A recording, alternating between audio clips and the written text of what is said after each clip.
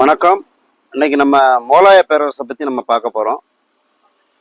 இன்னைக்கு குறைஞ்சபட்சம் நம்முடைய வரலாறு வருகிற சிடி டெட், அதாவது சிடெட்னு சொல்லுவாங்க, அந்த டீச்சர் எஜுகேஷன் டெஸ்ட்டில் நம்ம வரலாறை பற்றின சில செய்திகளை பார்க்கலாம். இன்றைக்கி அந்த மேப்பு ப்ளஸ் வருகிற எக்ஸாம் காலங்களுக்கு ஏற்ற மாதிரி என்னென்ன உட்பிரிவுகள்லாம் இருக்குங்கிறத நம்ம பார்க்க போகிறோம்.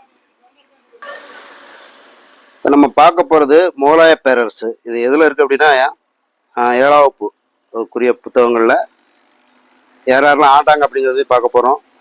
ஸோ இப்போ முதல்ல பார்க்க போகிறது பார்த்தீங்கன்னா பாபர், ஹுமாயூன், அக்பர், ஜஹாங்கீர், ஷாஜகான், அவுரங்கசீப். ஸோ இவருடைய காலங்கள், பாபருடைய காலங்கள் பாருங்கள் 1526, 1530. அதே மாதிரி அதுக்கு அடுத்து யாருன்னா ஹுமாயூன், அப்புறம் வந்து பார்த்தீங்கன்னா அக்பர், அதுக்கப்புறம் பார்த்தீங்கன்னா ஜஹாங்கீர் 1505 1527 வரை ஆண்டிருக்காங்க. ஷாஜகான் உடைய காலம் எப்போ அப்படின்னா 1527, 1558. இவருடைய இந்த ஷாஜகான் காலத்தில் தான் நமக்கு வந்து டெல்லியில் உள்ள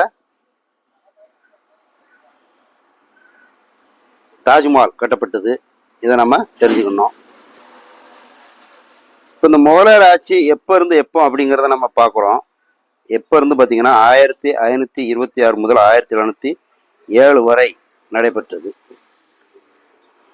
இங்கே எங்கெல்லாம் ஆண்டாங்க அப்படின்னு பார்த்தீங்கன்னா பேரனுடைய புகழ் வந்து ஆசியா, ஐரோப்பா முழுவதும் பரவியது அப்படிங்கிறத நம்ம தெரிஞ்சுக்கிட்டோம்.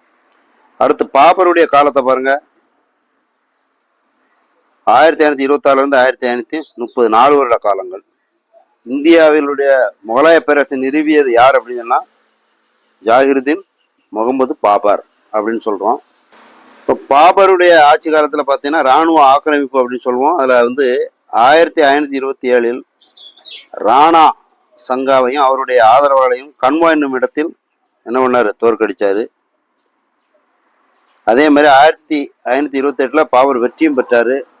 அதில் எந்த இடத்துல நிறுவினார் அப்படின்னு பார்த்தீங்கன்னா 1529 வங்காளம், பீகார் ஆகியவற்றை சேர்ந்த ஆப்கானிய தலைநகர்களை வெற்றி கொண்டார் அப்படிங்கிற செய்தியும் நம்ம தெரிஞ்சுக்கிடணும்.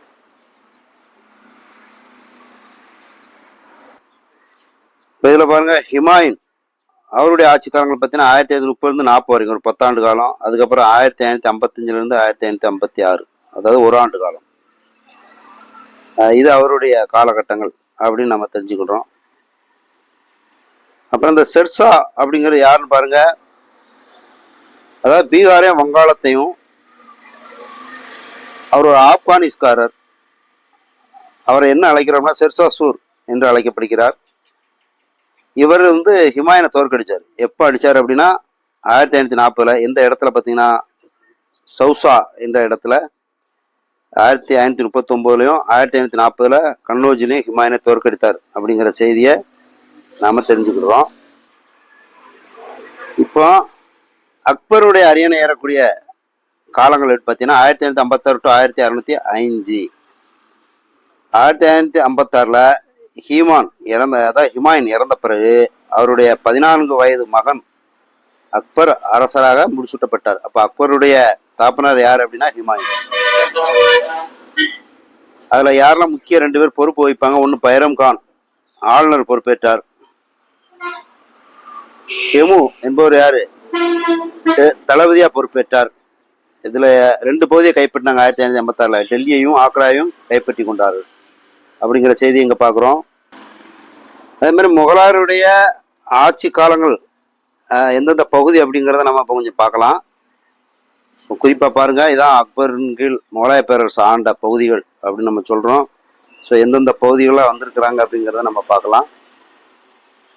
மேலே பாருங்க காபூல் எங்க இருக்கு, ஆப்கானிஸ்தான்ல இருக்குது. இதெல்லாம் காஷ்மீர். லாகூர் எங்க இருக்கு அப்படின்னு கேட்டீங்கன்னா பாகிஸ்தான்ல இருக்குது. முல்தான், பானிபட், டெல்லி இதெல்லாம் பஞ்சாப் சைடில் வரக்கூடிய இடங்கள். அதே மாதிரி ஆக்ரா, லக்னோ, அலகாபாத், மாலவம், அஜ்மீர், அப்புறம் குஜராத் பாருங்க, மாலவம், லக்னோ, பீகார், பாட்னா, வங்காளம், கோண்டுவானா, காண்டே, பிரார், அகமது நகர், கோல்கொண்டா, பிடார், பிஜப்பூர், நெல்லூர் எங்க இருக்கு, ஆந்திராவில் இருக்கு. இப்போ டையூ அரபிக்கடல், கோவா, கள்ளிக்கோட்டை எங்க இருக்கு, கேரளா. லட்சத்தீவுகள் கடற்பகுதியில் இருக்கக்கூடிய யூனியன் பிரதேசம். பாளையக்காரர்கள் மதுரை. ஸோ இதுதான் அந்த காலகட்டங்களில் முகலாயர்களுடைய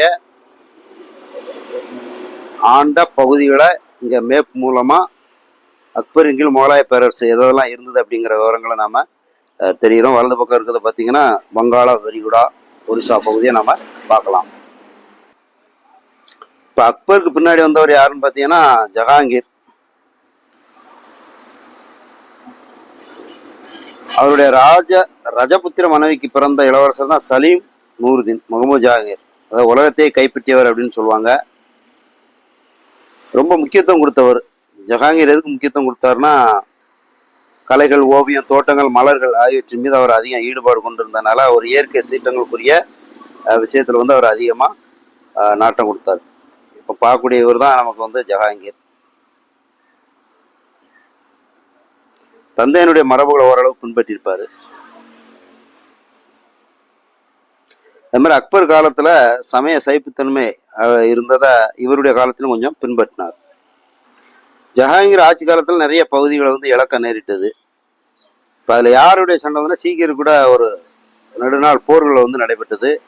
இது மூலமா என்னெல்லாம் இழந்தாலும் பாருங்க, ஆப்கானிஸ்தான், பாரசீகம், மத்திய ஆசியா ஆகிய பகுதிகளுக்கான வணிக பாதைகளின் மீதான தங்கள் கட்டுப்பாட்டை முகலாயர் இழக்க நேர்ந்தது. காண்டகாரை முகலாயர் இழந்தது வடமேற்கிலிருந்து ஒரு படையெடுப்புகளுக்கு இந்தியாவை திறந்து வைத்தது அப்படிங்கிற சூழ்நிலை யாருடைய காலத்துல இந்த ஜஹாங்கீர் காலத்துல இருந்தது. அவருடைய ஆட்சி காலம் பூரா பாத்தீங்கன்னா ஒரு பிரச்சனைக்குரிய காலமாக இருந்தது. யாருடைய காலம்? ஜஹாங்கீருடைய காலம். அடுத்து பாத்தீங்கன்னா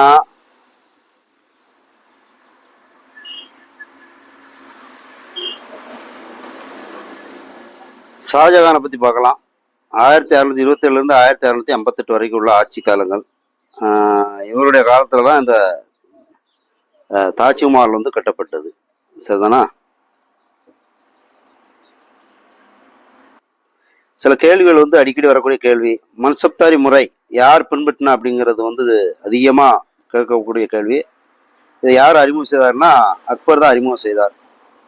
இவங்களுக்குள்ள பார்த்தீங்கன்னா இராணுவ அதிகாரிகள், குடிமைப்பணி அதிகாரிகள் எல்லாமே இவங்களுடைய கட்டுப்பாட்டில் சேர்க்கப்பட்டது. இன்னொன்று பாருங்க, லால் குயிலா என்று அழைக்கப்படும் டெல்லியில் உள்ள செங்கோட்டை. அப்போ செங்கோட்டையுடைய பேர் என்ன சொல்லுவோம் அப்படின்னா லால் குயிலா அப்படின்னு சொல்லுவோம். இது யாருடைய இடம் அப்படின்னா முகலாய பேரரசனுடைய வாழ்விடம் அப்படின்னு குறிப்பிடப்படுது. ரெண்டாவது பார்த்தீங்கன்னா 1639 பேரரசர் ஷாஜகானால் மதில்களால் சூழப்பட்ட தனது தலைநகர் ஷாஜகானாபாத்தில் கட்டப்பட்ட அரண்மனையாகும்.